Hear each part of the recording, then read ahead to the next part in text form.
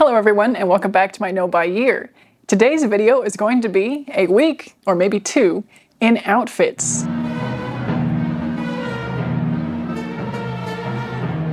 So I'm going to go through the first outfits of fall. This is kind of a follow-up to the wear count video where I said I was going to track how much I wear each item in my wardrobe. Just for further information on that, I am not counting video wears because this does not represent the outfit that I'm wearing in real life most of the time. All right, we're about to get chatty here, so I'm gonna get cozy with my blanket as well. So I took pictures of outfits that I wore for various different activities, and I'm gonna talk through them here from my cozy corner, and I will also try to get B-roll and put that up here while I'm talking, so you can see the outfit on. And I'll kind of describe how I felt in each outfit, what activities I was doing.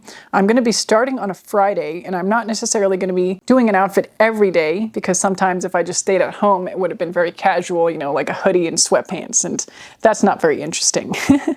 It's also not necessarily contributing to wear data because those I consider very functional kind of loungewear items. Sometimes when I wear those, there will also be another going out outfit for that day. So, you know, it might not be totally representative of clothes at large in my life, but it is representative of my kind of going out in public, what I wear to present myself to people, outfits, and what actually gets used for that purpose. Okay, so the first outfit I have is from a day where I played on the radio. We did a live quartet performance of an arrangement of Ride of the Valkyries. So we didn't have to dress formally, but we did have to dress not in sweatpants. And it did turn out that a video was shared on Facebook of this performance. So it was a little bit more visible than I anticipated. And I mean, they said they might do some pictures or video, but it was also at 8 a.m. So part of the reason for not being as put together as I wanted to be was the time of day, not being able to put contacts and makeup on and still be able to. I also had to drop someone off the airport that same day. So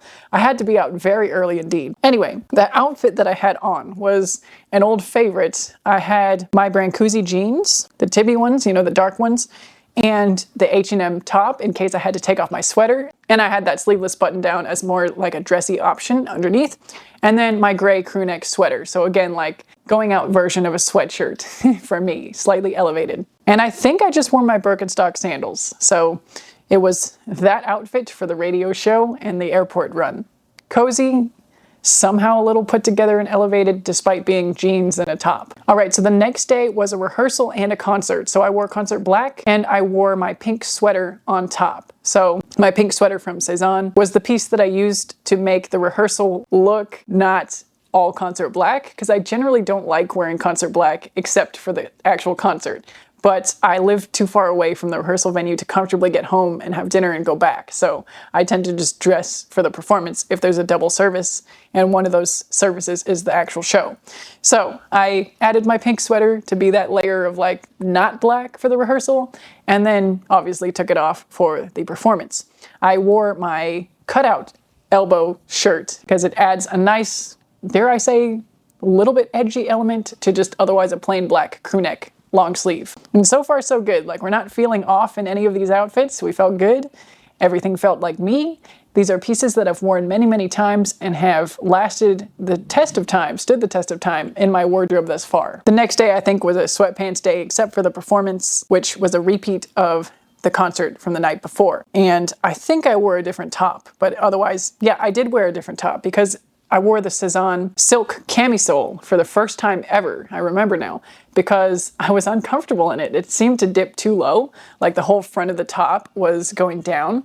And, you know, it might just be because I'm not exactly large in the chest area, so there's nothing to really hold the top up, like keep it from slipping down.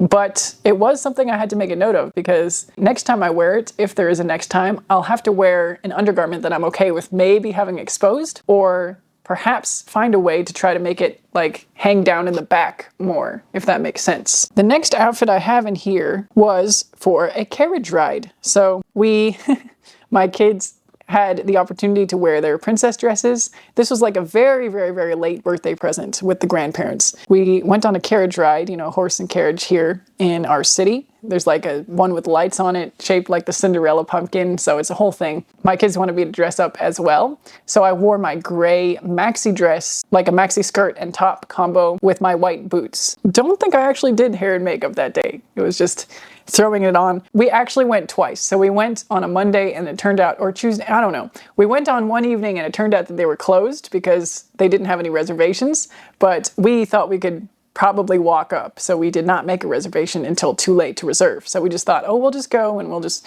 see if we can get a walk up. They weren't even there. So we had to go back the next day. I did the hair and makeup thing the first night, and then by the second night, it was like, look, I'm just gonna put the clothes on. They had a good time, we had a good time. The first night we got ice cream, so it wasn't a total waste of a trip downtown, but that's what I wore, and reminded myself that I really do like that, the skirt especially. I like the set, but I really like that long maxi skirt, and I'm gonna have to wear it more this season. There was another day that we went to the pumpkin patch, and I wore an orange kind of fall themed outfit with my orange sweater vest, a t-shirt, and I started the day with baggy jeans on. And with the sweater vest, it just felt totally wrong, right? It felt like there was no shape in the outfit. I didn't really have any like feminine elements to the outfit. And so for going out, I actually swapped the jeans for my white mini skirt and felt a lot more cool in the outfit. Ideally, I would wear my white and orange sneakers with this kind of outfit, maybe with high socks, but because we were going to a muddy kind of, or dusty gravel area, I think I ended up wearing my Crocs. Again, like kind of throwing fashion out the window. I was either gonna go with my cowboy boots or my sneakers for the look, but then my husband reminded me that his shoes got totally destroyed last year, from the dust, so I thought, well, I'll be practical, just wear my Crocs that can be easily washed and kind of take the hit to the outfit. But had the fall themed day with the sweater vest, the t-shirt, and the skirt. The vest is one of those pieces that I'm not totally sure about because it doesn't get a lot of wears in my wardrobe. And when I wear it, I do sometimes feel a little bit frumpy, but I see people with these oversized vest outfits and think that it looks so cool that I'm afraid that if I get rid of it, I might fall into the trap of looking to buy another one. You know what I mean? And I got this vest very cheaply. It was thrifted. I do like it, and it does match my shoes with the orange details, which are also very comfortable shoes. It's kind of like the Diderot effect of like having something, not necessarily acquiring anything new, but I have the orange vest, I have the orange sneakers. If I keep one, I should keep the other. If I get rid of one, I should get rid of both. And then there's sentimental reasons for the sneakers because my husband has a matching pair and they're one of my kids' zodiac years. So like, I'm probably going to keep the sneakers, so I should keep the vest. So I have something that matches. So, it's a whole thing. The vest is probably not going to go anywhere, even if I don't actually wear it much this season. And then I have a couple of work days. So rehearsal days and performance. One of the days I wore my Brancusi jeans with the white button down and the pink sweater on top. This is on sweater. So again, kind of reaching for the same pieces. I guess the pink sweaters become like an early fall or early spring kind of transitional piece because it's a flat knit. So it's not as visibly cozy or heavy or chunky as my other cardigans. And I don't know, something about layering that with a button down, button up. Maybe it was like the back to work feeling of it as well. But I just reached for it twice in the span of less than 2 weeks. And I think I just paired that with my white Veja sneakers with the Velcro, my kind of grandma chic sneakers. I'm looking at photos that I took on each day. They're terrible photos. I'm gonna hopefully have the outfits to show you maybe from the back porch again, but that's what I'm looking at my phone to review. Another one of those work days, I wore my oat colored blazer and the utility pants with my ZZ Top graphic t-shirt, black graphic tee with the band logo. And for the daytime, I wore it with my yellow sneakers because it matches the yellow in the shirt. And for the performance at night, I wore it with a tube top, a black tube top, and black Converse sneakers. It was a casual performance at it was at an art gallery, but it was like at a Friday night event where people were kind of walking among the bars and drinking and, having a good time. So I didn't have to dress up too much, but I was able to kind of transition the outfit from work day to work night. And it was a good job that I wore sneakers because I ended up having to walk 15 minutes from my parking space to get to the performance venue, which was not how it was supposed to be. They were planning to reserve spaces for us, but 2 out of 3 of us got spaces right in front of the venue, and I ended up having to walk. But it's okay. I at least don't play the bass, so it was better for me to walk than for one of our other group members. My favorite outfit of this period, I think, was the day that I wore my gray blazer, which was right after the oat blazer day, right? I was having a blazer kick, and the next day at work, I wore my bright blue kind of muscle tank, the kind of shoulder sleeveless one, with my dark gray blazer. And I really kind of felt myself in that outfit. I had my silver earrings on. The day before I had the gold hoops. This day I had the silver kind of chunky hoops. And really felt like me. I think I wore my blue Adidas sneakers to match the shirt and just blue jeans. It was one of those days where I thought, this is how I want to feel in my clothes. Like, this is ideal, wardrobe pinnacle kind of thing. I could also see that outfit being elevated even a little bit more by the jeans that have plagued my wish list since early in the year, the Tibby Sid jeans, because of that added element of the sculptural shape of the jeans. That was like the one, you know, if there was a detractor to that outfit, in my opinion, in the style aspect, it would be the plainness of the blue jeans. So I am still kind of hemming and hawing over possibly receiving these as a Christmas gift, but it is kind of still a thought on my mind, right? Of how they could elevate my outfit, my looks, play harmoniously with my ideal style. And then there's a couple of outfits. There's one casual outfit here. I think it was just an errands day where I wore, again, just plain blue jeans, a fitted white tee, and my suede jacket, because I had comments, you know, from the video of things that I think I will and won't wear, ringing in my mind about how beautiful the jacket was. You know, many comments were on that video saying that it's a lovely piece, and I agree. And I don't want to let go of it. I want to wear it. So I decided, let's wear it. And paired it with a fitted tee and kind of looser jeans, which was nice. It was a good kind of kicking around errands outfit. That reminds me, I think I got a comment suggesting that I wear my skinny jeans, my turquoise long sleeve top with the suede jacket. So if I've remembered to do that, I will put that here as well so you can see what it looks like. That's kind of like a styled by you moment. I think I had a couple of comments recommending pairing certain things a certain way, or I think there was another comment that said that she thought the Cezanne floral dress would look really good with a sweater and boots. So maybe I'll insert that in here as well.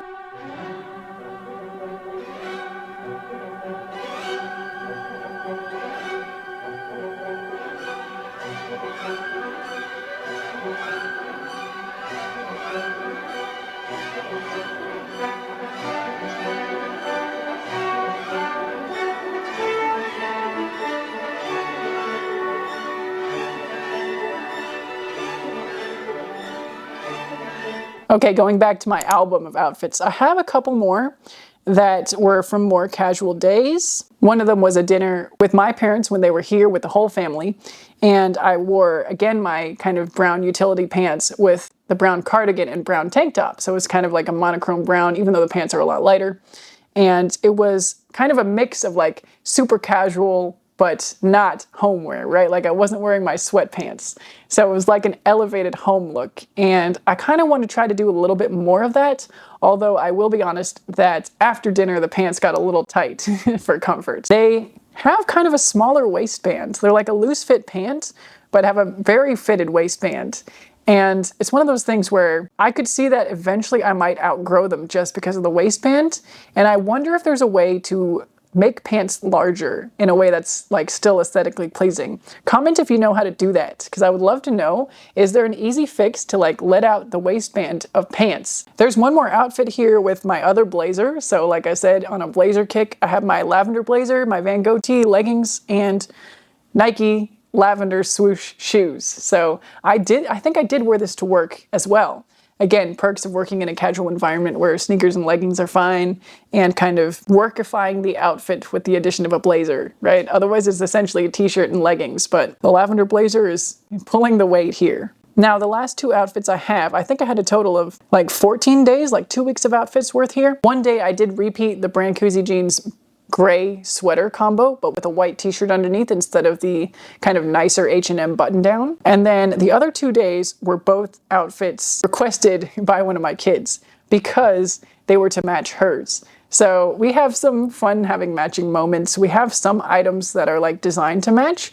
So we have Old Navy dresses that have the same print. Now, every time I wear my version of the dress, I feel uncomfortable because it just doesn't fit quite right. It's kind of a shorter dress, but it's not form-fitting, so I'm always worried about like the skirt blowing up.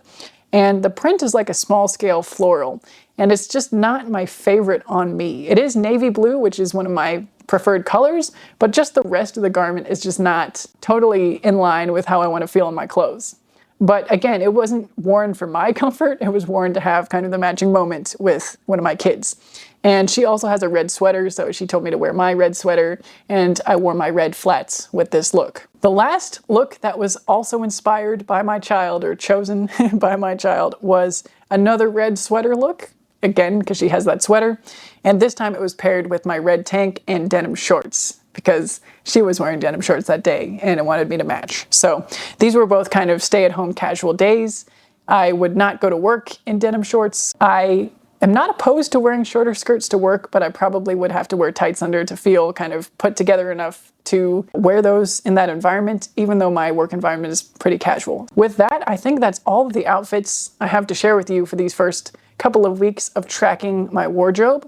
There are a couple of pieces that repeated, you know, the Brancusi jeans, the gray sweater, the pink sweater, and I have faith that all of the blazers will make reappearances as well. I do tend to kind of rotate through rather than repeat identical items. So aside from the sweaters, the blazers will, you know, reappear maybe in turn, right? It's less likely for me to repeat the gray blazer 2 days in a row than it is to grab each blazer one day of the week. I don't anticipate to have super high wear counts on anything, at least not while I have the quantity of clothing that I still do. So there's that kind of forewarning. I do think that as it gets colder, more of my chunky knitwear will come into play. And I don't necessarily think I'm gonna pass over my less chunky knitwear. It just might decrease the amount of repeats because I'm bringing in more of my options. And that's one of my goals for my wardrobe overall, is to have more repeats and fewer options. And I think this kind of wear test is going to inspire more reflection on what I can let go of. I think I've already done a story time on how I wore one of my kind of more blousy tops to the zoo, and have decided that I don't need it in my wardrobe. It doesn't belong. It kind of detracts from my style. And it's this work now that I'm currently doing, right? Discovering the pieces that feel like detractors to my style, not necessarily ones that look bad objectively. I still like the shirt that I decluttered even, but I've realized that when I wear it, it doesn't convey the style that I feel is the most me. And again, we're at the stage where nothing anybody else says is really important. It's me versus me. It's my conception of myself and what I want to present and convey through my style and my clothes. And the goal is to do this while being very careful about adding new things. And not to say that over the years to come after No Buy, I'll never add anything new. In fact, there may be a few new things planned for Christmas and birthday presents. And part of that is because clothing really does bring me a lot of joy, and I have a lot of fun exploring my wardrobe. That's why these wardrobe videos exist on my channel. And I don't necessarily think that being a conscious consumer means depriving yourself of every area of consumerism that gives you joy, but I do think it has to be done responsibly, even if it is in the pursuit of joy. Perhaps especially in the pursuit of joy, because those are the categories which are most liable for slippages or overspending or justification. So the goal is to set up frameworks to avoid all of those pitfalls. No justification, no slipping, no overspending, no accumulating more items than I want, but still be able to enjoy and be a part of the cycles of fashion in a way that feels conscious. But anyway, that's perhaps all foreshadowing of next year's projects to come. We'll have to wait and see, you and me both. Hopefully you enjoyed this couple of weeks in outfits that represent the first few weeks of fall and a peek into how I actually use my wardrobe for my everyday life. Interestingly, my benchmark outfit of like what I feel really good in, the tube top and the button down or tube top and blazer, only made it into this video one time. And it was for a performance that I kind of wanted to look really good for, if that makes sense. Why am I not trying to look really good in everyday life? Is a question that I'm kind of left with. How can I engineer my wardrobe so that I have less of those days where I don't feel like I look really good? If you have answers to those questions for me or for yourself, let me know in the comments. I'm always eager to hear your thoughts. And with that, I will say bye for now and see you in the next one.